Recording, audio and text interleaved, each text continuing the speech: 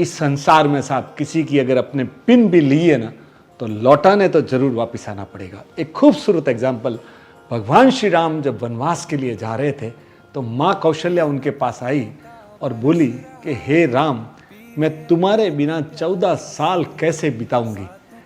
तब भगवान श्री राम ने कहा कि माँ, मैं तुम्हारे 14 साल वापस जरूर लौटाऊंगा।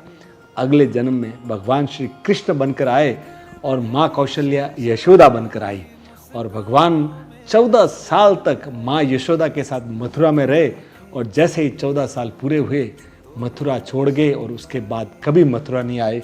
राधे राधे। कहते हैं साहब, भगवान श्री कृष्ण जब 125 साल के हो गए, उनके चेहरे पे एक भी झुर्री नहीं थी और आखिरी अवस्था में एक वन में बैठे थे और एड़ी ऊपर लगाकर और बांसुरी बजा रहे थे। दूर से एक आदिवासी ने देखा कि शायद कोई हिरण है, तो तीर चलाया और वो भगवान के एड़ी में लगाया और जैसे ही उसको आदिवासी को लगा कि मैंने किसी और को लगा दिया, वो दौड़ता हुआ आया और जैसे ही भगवान श्री कृष्ण को देखा, रोते हुए बोला कि ये पाप मैंने कैसे कर दिया।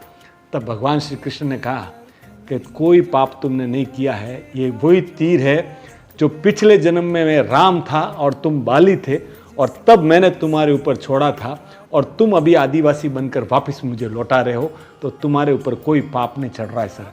ईश्वर को भी साहब कर्मों का हिसाब तो देना ही पड़ता है। तो राधे राधे साहब, कोई भी कर्म करने से पहले सोच समझ कर कीजिएगा। Thank you. तो पत्थर भी खिल जाएगा, पता नहीं किस रूप में आकर नारायण मिल जाएगा।